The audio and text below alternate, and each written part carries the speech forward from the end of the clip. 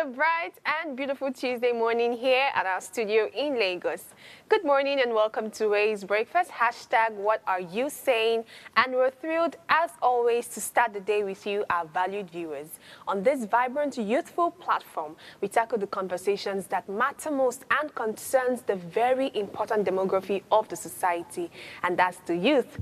Get your seatbelt ready for an awesome ride. I'm Oluchi Omenka, your pilot for today, and I'm excited to share the stage, the table, with my talented co-pilots. God's beauty, Israel Tobechukwu. Good morning. Good morning. Thank God, at least I'm not a Nigerian driver, yeah? Pilot, makes sense. But you know, I just heard it somewhere and I felt like that's a very beautiful introduction, your pilot for today. So how are you doing, Tobechukwu? God, I beg. For some reason, exactly I don't know, God's beauty left my tongue. God's beauty cannot leave your tongue. I want to stick to Tobechukwu. You know, even though Tobechukwu is more like praise God, amen, hallelujah, but it's important that you always emphasize on that God's beauty. Are you looking at the screen? Have you seen that, girl? I've seen it. I see it every day, and I'm not going to doubt the beauty. You see it every day. That's a lie. Every day they say there's a new layer of beauty. Hey, God, yes. Good. Please save us from God's beauty and her incessant praises of her beauty. I'm tired of it. You make all of us look like we're ugly. I'm like, well, no, we say fine, small, I think. Hey, that's the problem. I'm not. You're even thinking, nah, you're beautiful. Oh, really? Yes. Oh, but the problem is, I am God's beauty, so I am different from the usual, from the natural. From the regular. Yeah, exactly. Interesting. Mine is, Let's move away from that because I don't want to enter you this morning. Oh, okay. See, let's promise ourselves that on this table today, we're going to be at this unison. We're not going to be like this today. But let me ask you, how are you doing, though? I'm beautiful. How are you? I'm doing great, too. I think, Tuesday started. My Tuesday is like Monday. I don't know how to explain it. Yeah, it's looking like the fresh start of the week. Maybe Monday was so fast and I wasn't really ready to start the week. I think this week is actually fast. I don't know if it's probably because I'm like way too busy, so I really don't even know. Like, I'm done with one show, I'm done with the other. No, it's evening or I'm going to the next day. So I really don't know if it's like a me thing. But I just feel like March is actually very fast. And I like this March, so like March, it's keep not moving. Fast. The March is very long, like 31 days. This is very long. Honestly, can we move to December already? Christmas is my favorite time of the year. You're not serious. All right, we're discussing something very interesting today, Gen Zs and after-school life. I would have loved Kiki to be on the set, but unfortunately, she couldn't make it. So how do you feel about this topic? I think it's a beautiful one. I mean, we've always had conversation about the fact that like we're Gen Zs or Gen Z Pro Max, whatever you want to put there. And, there are so many, difficulties. The fact that we try to navigate when it comes to like the traditional career setting and all of that. Sure. There's just a lot. You get what I'm saying? And sometimes, it happens to me where I'm doing something, I'm like, is it that these people don't understand me? Or like what exactly is going on? Because you're saying A and another person is reading it as Z. In my head, I'm like, what's going on here? Sure. So, I think like that's part of like the problem that Gen Zs face, a lot. A lot, yeah. And there's that also, you respect whatever. Baby, respect is supposed to be something that you have to earn. But to certain persons, they're like, no, you're obligated to do so. Do this. And also, I love it because it just helps us, teach the other persons how Gen Zs are, what they look like, how they react to certain things, how things are. What is new phase means exactly. to them. So yeah. Very brilliant one. I think this topic resonates with me a lot as someone who is a fresh graduate from the University of Lagos School of First Choice and Nation's Pride. So it resonates with me a whole lot, and I know that it's something to open up as much as the younger people listening to us now. Yeah. All right, we'll take this short break, and of course, we want to take a moment to reflect on the significant events that shaped our world, and we'll be highlighting two fascinating milestones, which will be displayed shortly. So please stay with us. We'll be right back.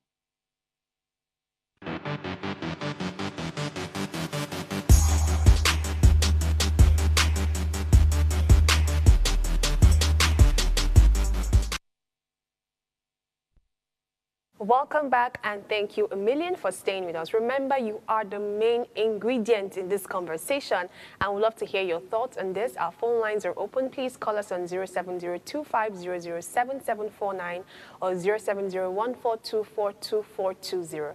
And if you're yet to subscribe to our YouTube channel, head on now to the official Upgrade TV.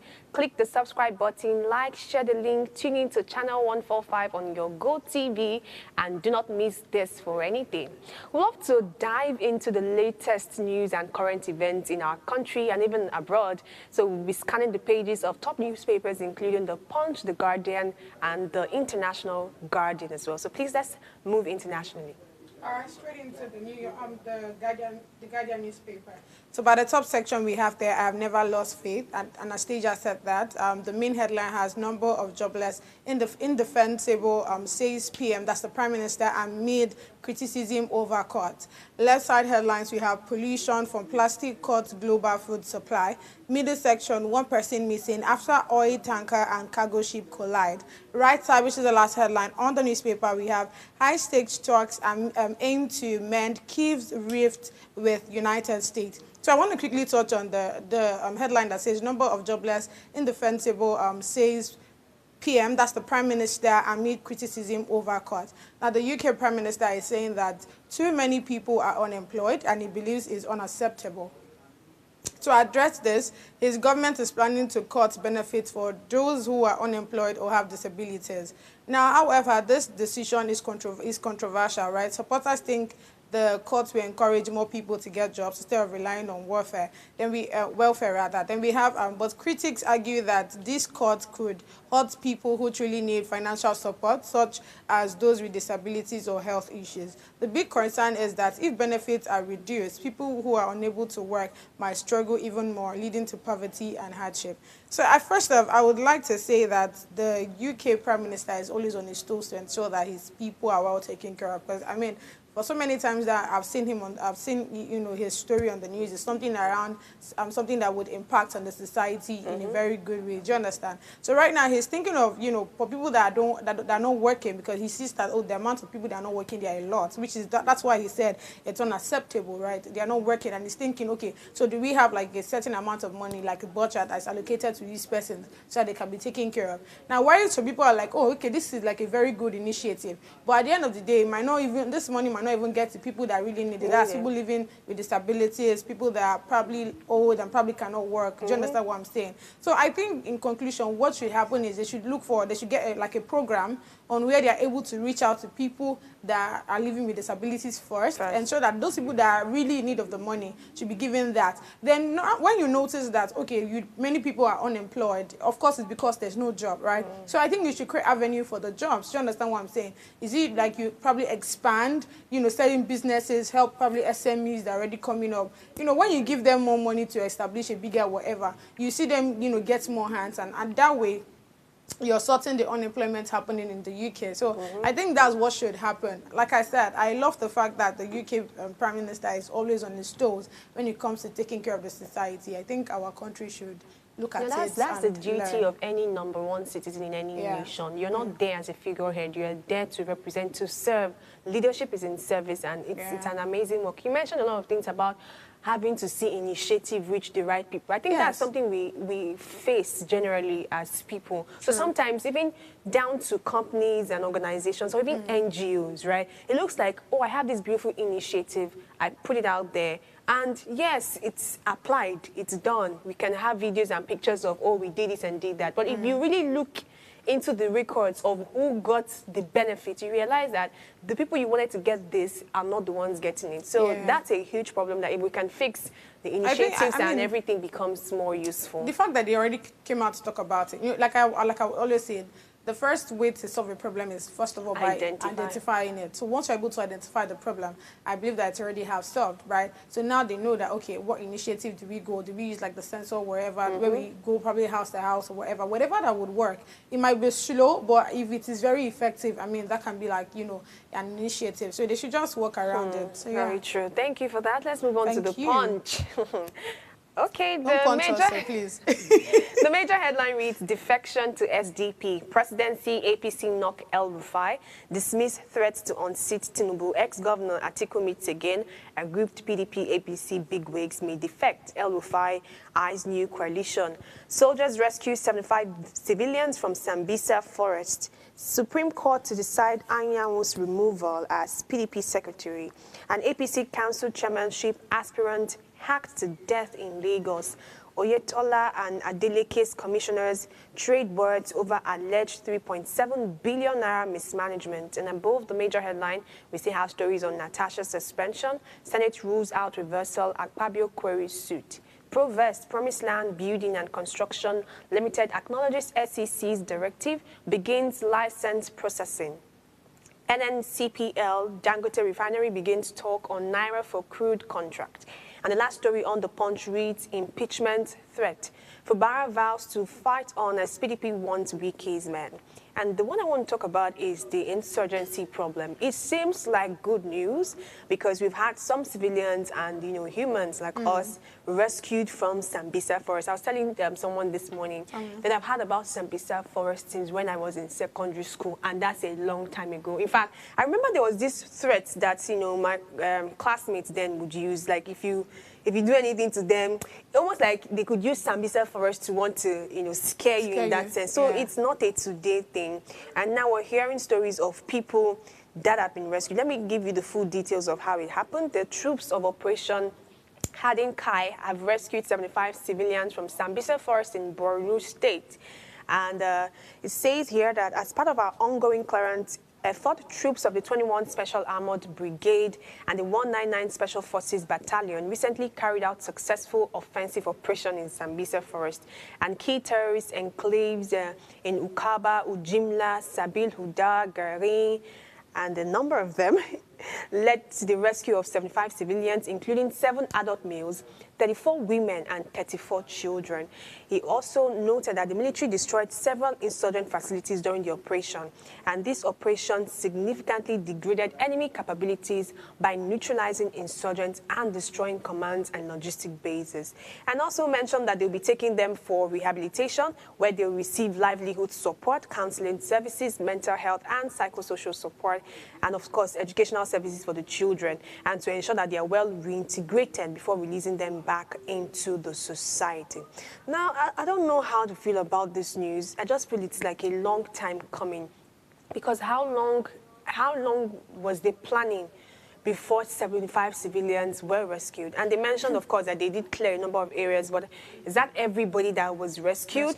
Okay, let's even move away from that. I think I'm more concerned about these people being integrated back into the society, because some of these people that were captive based on this insurgency and all, some of them have stayed years in this forest. They've stayed years under these people. Some of these children were even born there. So they've not had any experience of normalcy of life, right? Yeah. They've been used to things that seem strange. So I just really wish and hope that whatever integration that is being done to put them back into the society is deliberate and intentional. Not something that the press should just see and know that, oh, we gave them rice, somebody's talking to them.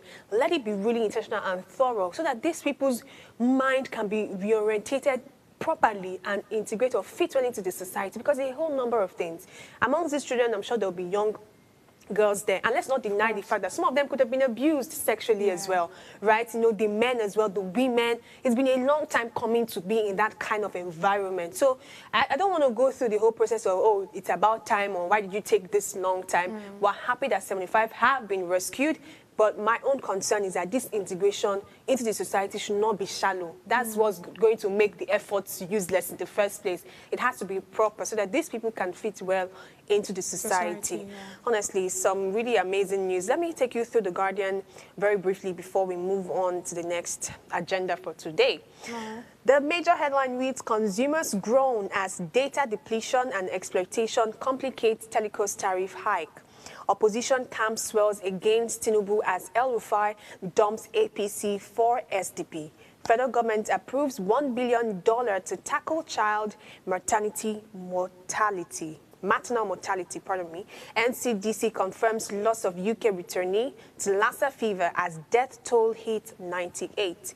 Obi and others seek better approach to national security. BUA and others defy FX crisis, post over 500 billion profit.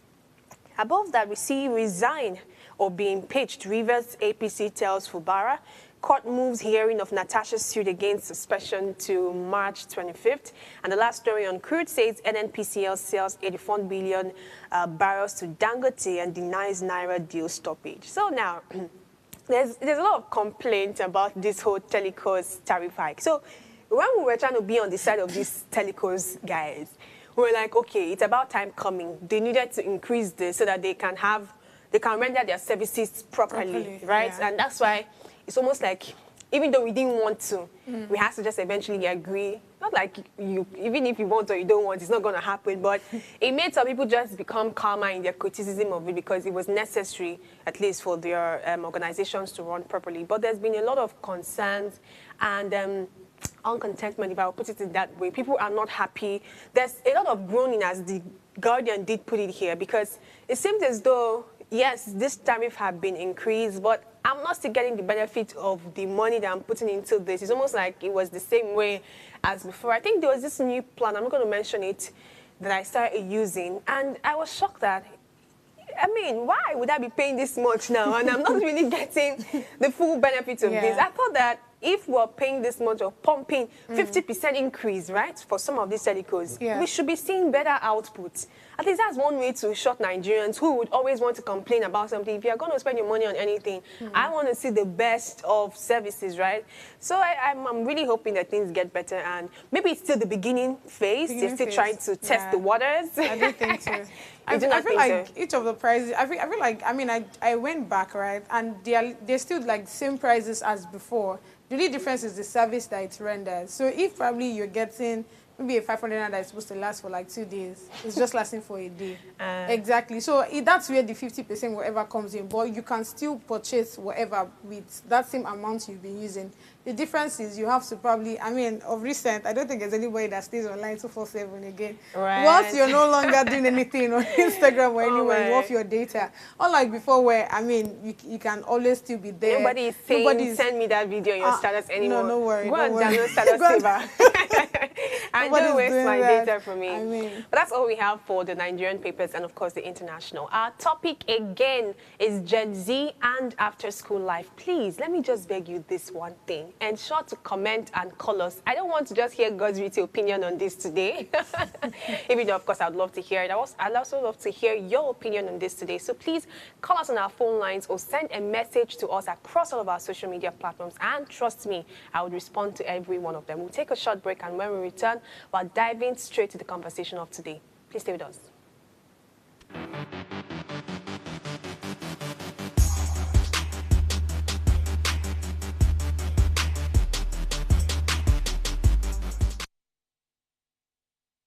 Tell us you're a Nigerian without saying a word.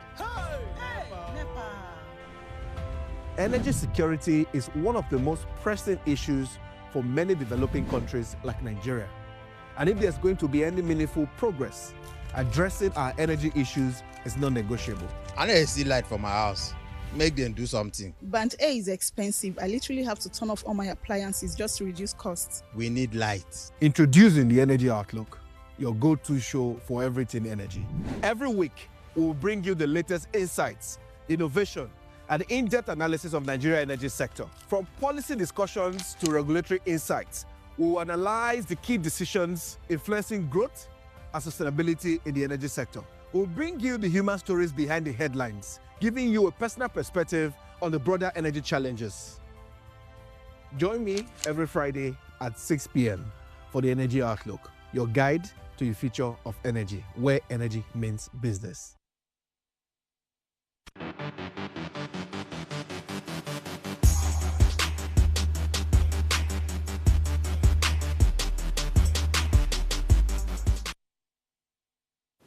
Welcome back, and thank you for sticking with us. We're still discussing Gen Z and after-school life. For many Gen Zs, life after school is a moment filled with excitement, anxiety, and a lot of uncertainty. The transition from student life to the realities of adulthood, finding a job, financial independence, personal growth, and societal expectations can be overwhelming. Unlike previous generation who often followed a linear path of education, employment, and settling down, Gen Zs are navigating an entirely different landscape, and this generation is redefining what success, career, and personal fulfillment mean. They are digital natives, more inclined toward flexibility, self-expression, and work-life balance. However, they also face unique challenges from rising unemployment to societal pressure around relationship, marriage, and financial stability. So today's discussion will focus on the unique experience of Gen Z in their post-school journey, how they navigate career choices, independence, relationships, societal expectations, and personal ambition. How do they handle setbacks? What lessons have they learned so far? And most importantly, how are they shaping their own path? Of course, I will be having this discussion with God's Beauty, Israel Tobechukwu. And of course, you are valued viewers. Please ensure to let us know what you think about this topic. So, before graduating, right, what were your expectations about life after school, and how does the reality compare? I'm talking of university. I mean, I think it's something that almost every Gen Z, I don't even think it's a Gen Z thing, but I mean, literally, the issues of course, like I've met, or I don't know, things like, before school, when we were still in school and before we left school and all, there's that, it's easy to make money. I don't know about any other person, but I had that notion like, hey, God. Oh I used to be one of, is it Delulu? You say it's easy to make money. No jokes. I mean, when I was a bit more younger, right, there was this mindset of, by this age, I'm not supposed to be struggling. True. The fact that same person, I'm not joking, I tell you how I see things as at that time. If I see somebody that is probably a certain age, or like the way I've probably raised you or something, and you're probably doing certain things, maybe staying with your parents at that time or doing something, there's always that, how can this person be like this? That means you're not being serious. You're supposed to be, do you understand? True. You're supposed to have your life all figured out. You're supposed to be earning a certain amount. My brother, this is Nigeria. I don't even know when a place of I've been through life, bro. Lord. No jokes. I'm literally telling you how I saw things at that time. Yeah. Then back then we used to also watch the African Magic and all. So I think that was also part of my problem, because you see somebody, the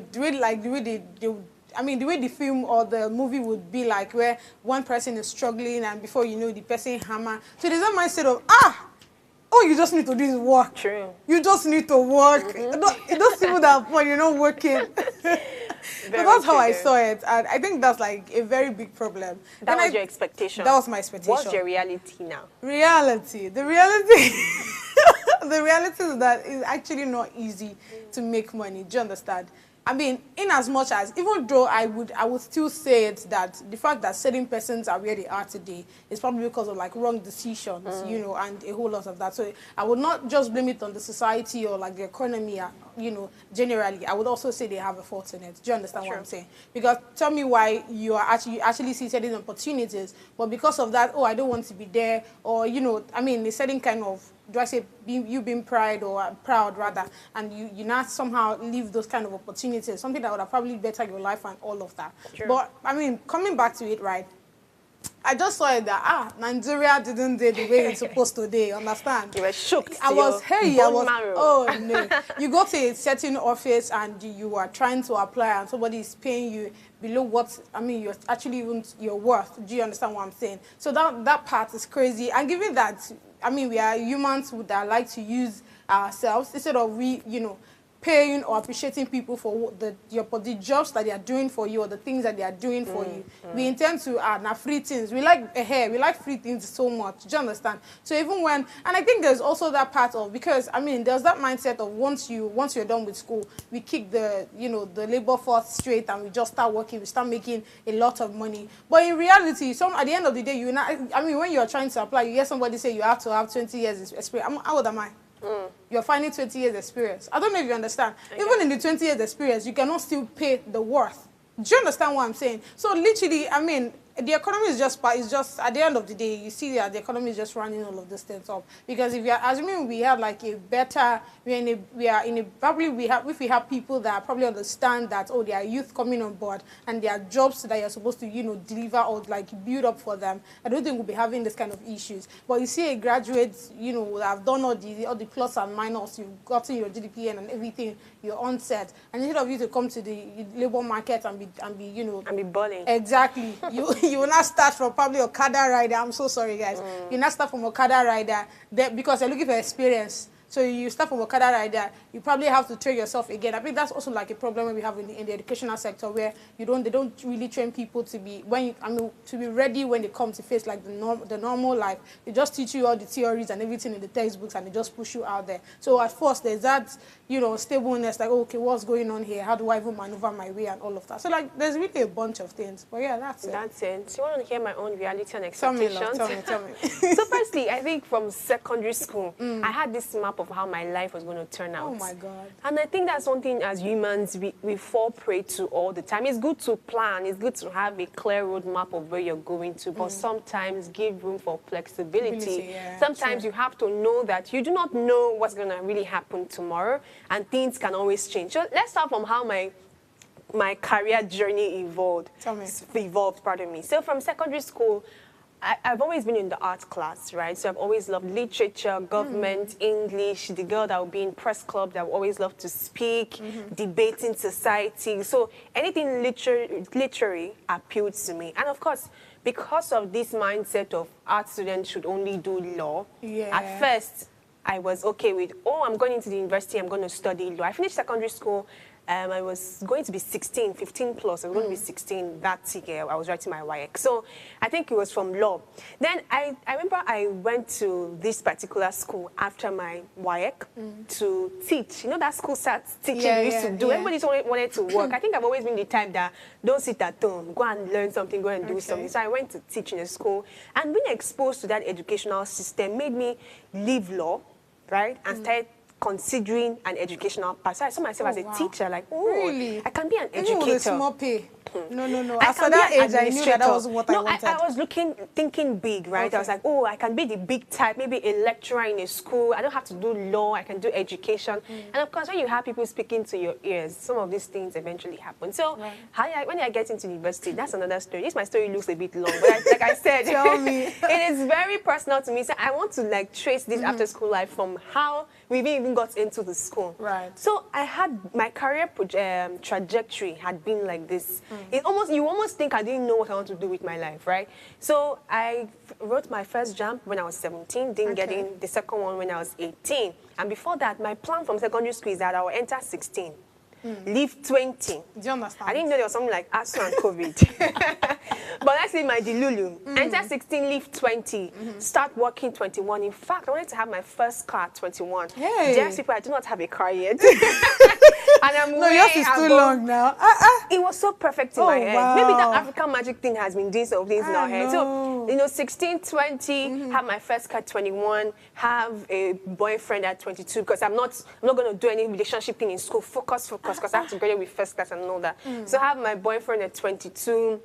23, we're still looking at what's happening, and I'm still making the money, right? Yeah. Then 24 or 25, I should be married. That means I should actually have a ring now.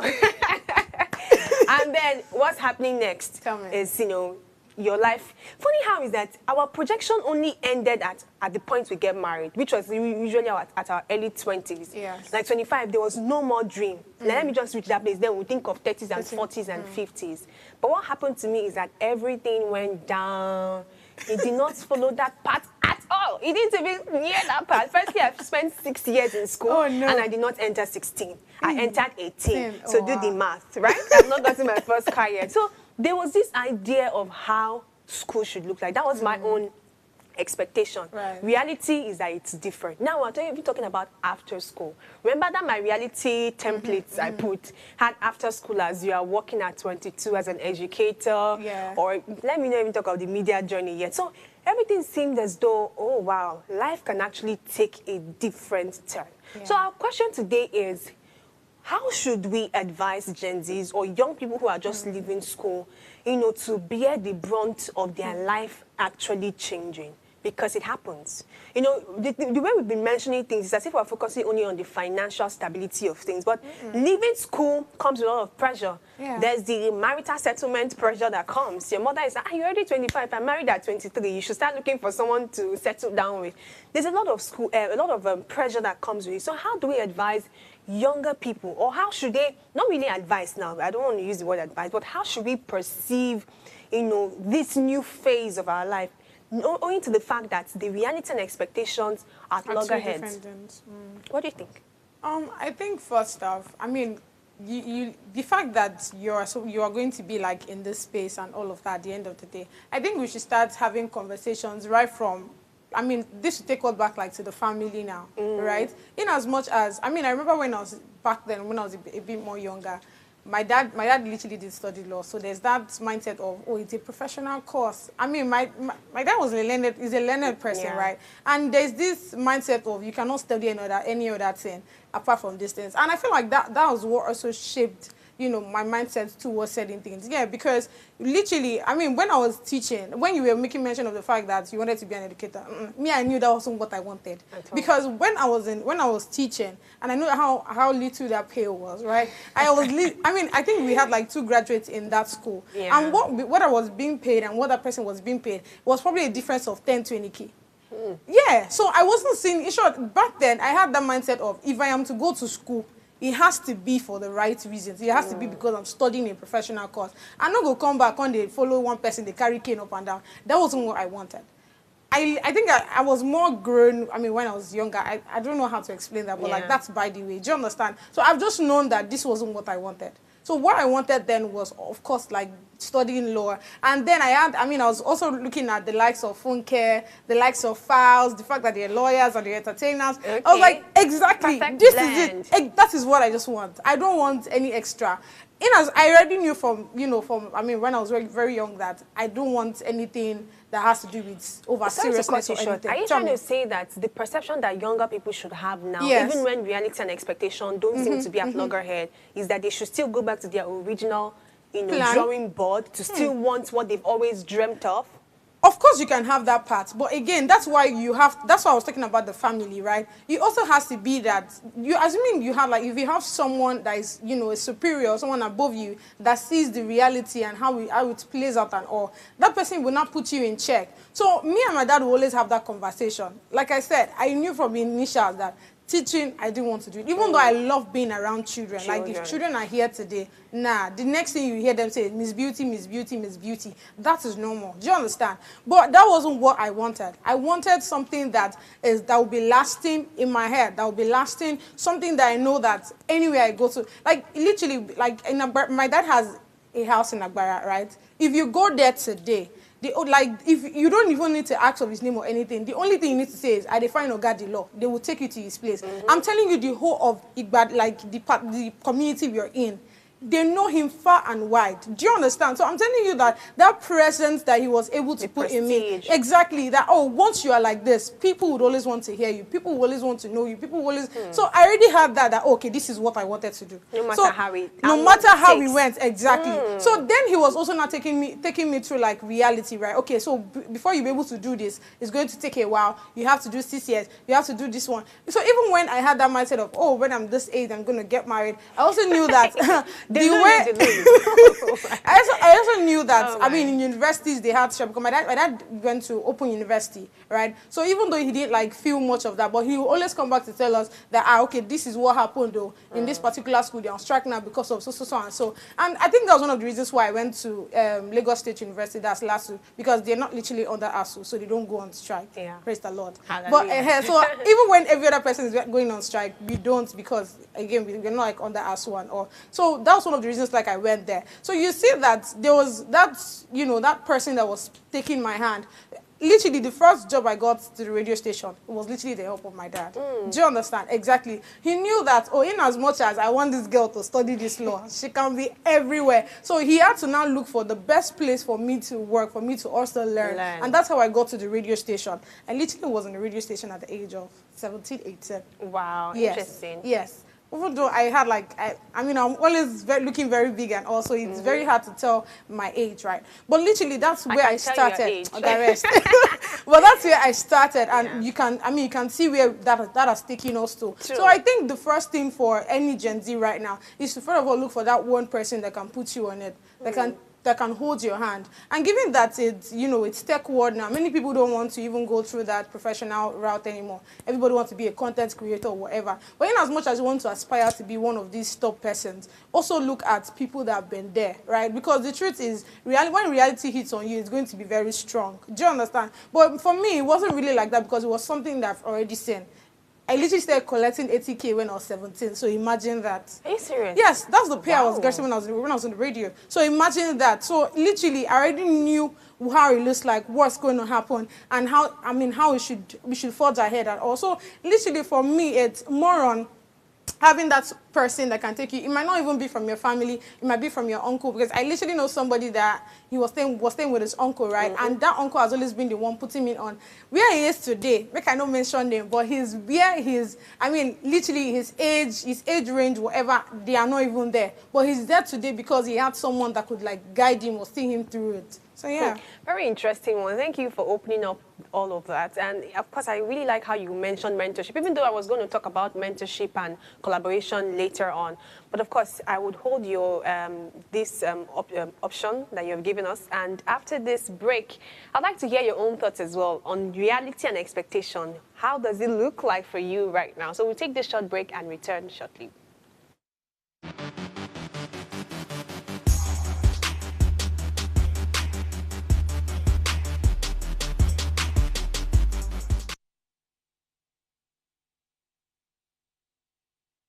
Life is made up of moments, some that fill us with joy, others that test our strength. Welcome to Heartlines. This is our space to explore the highs and lows of human connection, the love, the heartbreak, and resilience that shapes our life. From relationships to friendships, parenting to partnerships, and so much more. Every week, we share stories and conversations that define us, navigating love, separations, the struggles of parenting, dealing with anxiety and managing the pressures and stress of life. Real conversations that bring us closer, helping us heal, grow, and connect. So join me Mondays through Fridays at 10 p.m. for Heartlines, the show where we'll connect hearts, have real conversations with real people, one story at a time.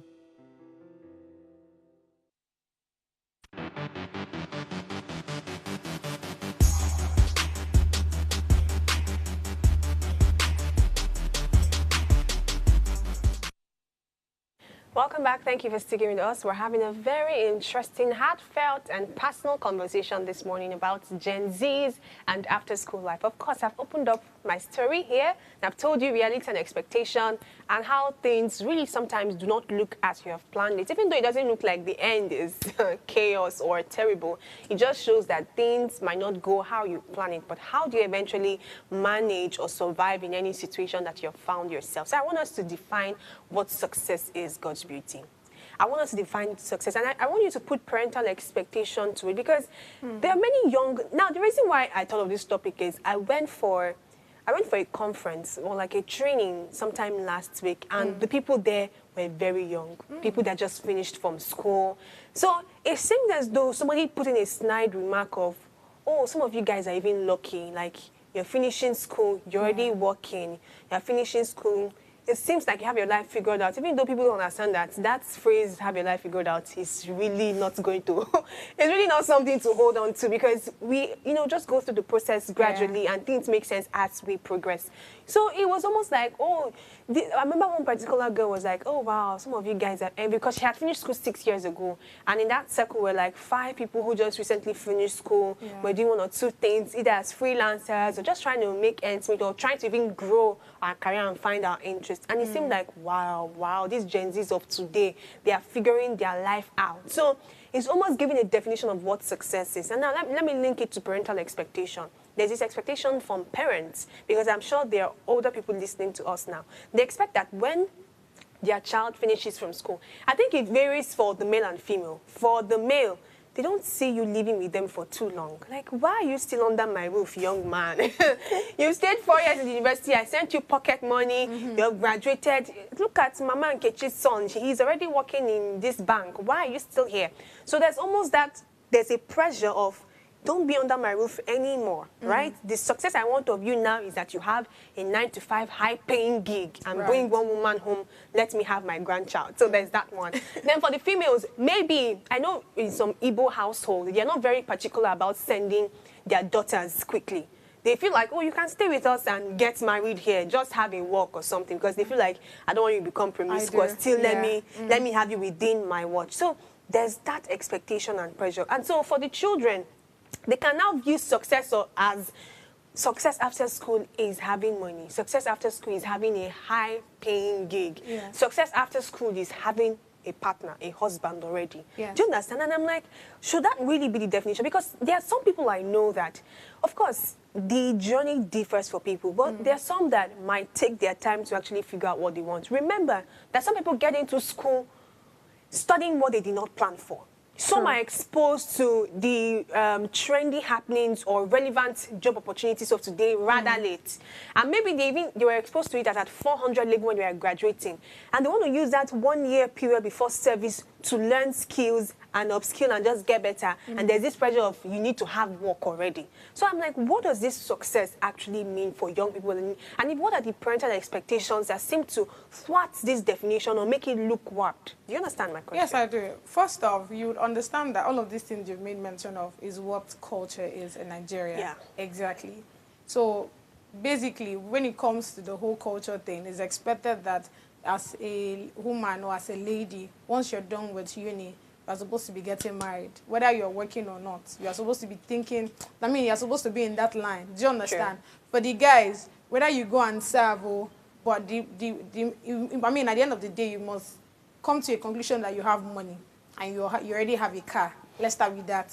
And you're buying your mother Hollandaise. Do you understand? So once you're able to... God help you, you're the first child. You will train your younger ones. Yes, now. Interesting. So literally, you can see that all these things are literally backed up by, you know, the culture and all of that. Yeah. So when it comes to... And at the end of the day, you're literally just pressurizing the younger ones. Because imagine a guy coming out of uni. The guy never breathed. He's still thinking of service. He's still thinking of, okay, what's the next day? Especially for, I'm so sorry. I think that's why when people say that they are going to study certain things in uni, in my head, I'm like, it gonna make sense. So if this country, they work. Like what? Let us shake some table. Let's shake some table. Like right? fisheries. Exactly. You know, when I was in uni, see, the law department here, law faculty is very close to people doing that. Studied fishery or studied to please comment on this and make God's written know that there are opportunities available. Or something around transportation. Do you know? This is not to shade anybody or anything, but I just feel like given the don't do that, Nanuchi. Given the economy and the situation of Nigeria right now, you should go for what's working. Do you understand? So what is working? Which course is really working? Which course is really working? Is it law? That's the problem. When we are charge and bail lawyers. When you see them chunk out a number of white and blacks across secretariats, is that the one that is working? Or is it banking that somebody that studied agri can just take one trainee program and is already a banker? So what exactly? Imagine. So that's the problem. At the end of the day, you see that it's because of the way the situation is in Nigeria. Do you understand? So it's not like all of these courses are bad. I know somebody that want to study something around engineering because he knows that his uncle can give him an opportunity. People somewhere. still think like that. The little get grade. Exactly. So you see now, I mean, when I was having a conversation with this person, the person like, the thing is, I don't want to study anything before. I just wanted to do like a trade or whatever, which for me would have worked. Since you don't even have like the mindset of going to school and thinking of how to hustle and bustle and all of that, then go for a trade. There are people that did one boy and they are so big today. Do you understand? So if you have wanted to do that, that's fine.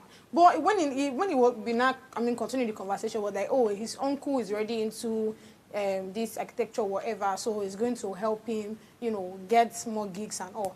Back of my head, and this guy is supposed to spend 5 years in the university. I think at the time we were having that conversation was already doing 2 years or 3 years. So he has like how many years left? That would be your uncle that is somewhere. What if something happens to him? So I mean, it takes us back to the fact that the economy is not working. Let's not lie. And that's why I always try as much as possible I question, when people go to uni to study certain things. I'm not saying it's not good. I'm just saying that you have to work in line with what the economy can actually give you. Do you understand? Even the law in question, I am not... See, there are people that have actually finished law and they don't know what to do with their life. That's why at the end of the day, when they get to their house, they'll not put signboard that, So there are lots of things going on. But I would literally now say that you do what works for you. Do you understand? Do what works for you. If you do something and you know that when you come out, you'll be able to do everything possible to get the job, good and fine. If not, I would prefer you to go for something that you know that at the end of the day you will achieve something. There are people that went to uni, they studied medicine or they did not. I mean, there are people that don't even go to uni now. Just go and do auxiliary nurse and you're okay and you're fine. Study medicine, you come out, you open one small kiosk, don't they sell medicine? If that's what works for you, I mean. Do you understand? Well, literally, some people some advice because you go and sell drugs. Is it not which day? Exactly. No, I'm telling you what happened. The truth is, this is something that happens. Let's not even lie. Do you understand? True. Even when we have we have her come out here to come and tell certain things, they are still the same person giving certain persons license when they bring money. This is Nigeria now. Come on, let's not be hypocritical about this thing. It's the truth. Me, I don't like to twist things. Let's say it as it is. Very true about that. So the fact that you've mentioned some particular causes, we're going back and forth with this conversation, but it's good to open it up again. So there's this idea of traditional causes and and the happening courses, let me use that word very loosely, traditional courses like law, banking, nursing, engineering, which other one again? Maybe. I think those are like the major. Exactly. So it seems like that should not always be the path with the way the society and the economy is going. What's trending and relevant, you need to have some tech skills. Now, would you advise some Gen Zs that probably still in school at this point trying to figure out their life, so they don't come and meet a very, very funny reality when they leave school? What advice would you give people who are still in school on how to make the best out of school? Now, I would say this, that, you mentioned that you went to LASU because they do not have ASU strike. As much as ASU strike annoyed me a lot and I won't say dampened, but it was making our education journey a bit stretched. But I would say it was still a blessing in disguise. I remember in 300 level, when we had one of the longest strike, I had a roommate then. I'm sure, I wish she's listening to this, but she inspires me a lot. Now, before then, she was selling thrift clothes. Yes. She has always been hardworking. Very smart girl as well. She was selling thrift clothes, right? And during that ASU strike, it was 8 months. 8 months is almost a year. That's a long time. So some students were just sitting at home, letting the tide, just go like that. But she went ahead to learn some virtual assistant stuff, some of all these relevant, what do I call it now? Skills that can help you have some dollars. And when she resumed, still in the same 300, because 300 already prolonged, she wasn't selling thrift anymore, or the fruit she used to sell like Galumo then in the hostel. She was always on her system working. Why? She was now a personal assistant to some companies abroad, and she was earning in dollars. One time, we had a conversation, I think it was running over 300K if you convert it to Naira. Now, this is somebody that used her 8 months well. By transitioning into media, I will say thank you to that ASU 8-month strike. In year 1, I sold prawn crackers. In year 2, I did beauty business products. Like, I just wanted to just sell something and have money. Because when my mom said, well, not enough to, eat what I wanted to eat. But I just wanted to explore. But you see that 8-month strike that we had, I was able to use it to, I just felt like I should go to this media stuff. I like talking. I do voiceovers a lot. Let me even expand. And that's why I started my first internship at a radio station that eventually opened up the opportunities and, some of my capacity as well. And today, I've started it, and I'm still on that journey, and I'm sure I'm going to grow. So it looks like, sometimes younger people can feel, I would say, they can feel like they are being held back because of what the society can throw at them. Now, many people saw that 8-month strike as, oh my God, they did not want us to graduate. I'm like, if you had graduated, I should tell myself, if you had graduated at 2022 when I was supposed to graduate, what would I have been doing? I'll probably, maybe be taking another course, be trying to start afresh. But as at the time I graduated, I already had something I was doing that, I'm trying to now build on. So it's not like building on nothing. So I would say that for students, I'd like to hear your own idea as well. We have to really leverage on our time in school. Because that after school life you are talking about is only going to be birth, or what you will see outside of school many times start from what you were doing inside of the school. Sure. If you have gotten into a university or you are studying, sometimes people take all these courses because their parents are pressuring them to get into the university. There was a time that I wanted to take CRS education by all means because I wanted to enter school. I'm like, what would I have done with religious education though? But it's not like it's a bad course. But I That is think also a problem. there was a time Fine and Applied Arts, a school in Ogun State gave me. I was going to really do this because all of my friends had gotten into uni. I'm like, Precious, this is not what you want to do. I'm like, don't worry. You know that lie they used to tell us, you would change in 200 level. Not so true, my dear, but even though it works for some. But it's so whatever will happen after school starts from when you are in school. If you have gotten into some, I don't like to be so generalistic to say some courses are not so productive, but we know what is obtainable. I know you don't like to lie. Let's not lie. I rather prefer you. Do you know how many biochemists have seen? I beg. Moving on. Okay. So, we have to make it work from school. If you're studying a course that is not really looking like it's obtainable in this society, what are you learning? Who are you working with? Who is mentoring you? You spoke about mentorship. What conferences are you attending? I don't know. My school, I'm always proud of my school. Every time you pass around main campus, you will see like 5 banners, different symposium, different conferences, and every time I attended, they bring high impact leaders, and they are speaking and they are changing your orientation. You're thinking of what next to do. So your time in school, are you just using it to, some scholars, I really frown at how they do their scholarly activities. Just, I write exams, I have my A's, I'm done. No networking, no social life. You're not trying to learn or meet people, knowing your IT or, what they call this 300 level 3. I think it's IT. Nothing really impactful. And you're not thinking that after school will be full of bliss. Not exactly. Whatever will happen after school, that's my own conclusive statement now. We'll start from what you are doing in school, right? So to avoid the frustration that comes, many times that frustration is from financial instability. That frustration is from the fact that I don't get pocket money anymore. Nobody's sending me 30K per month anymore. I'm the one that's going to be figuring it. To avoid that frustration, start from when you are in school. What are you doing? If you don't want to do the typical tech career or whatever, what skill are you learning? I know a friend of mine in 100 level 2 that studied English. Now she's a big-time chef, and she's this private chef cooking for people. Thank God for social media today. She's making her money. She's not using the English because she really hated that course. And you like to make it easy for her. So you see that after school starts from when you're in school. When we say Gen Zs and after school, there's pressure, I'm not going to lie. Reality and expectation, loggerheads many times. But you can still even determine how your path will go. What do you have to say as we wrap up? I mean, just to add in, right? I think it's important that you probably take the right courses. Let's not twist this thing. It's the truth. When you take the right courses, it helps you. That's one.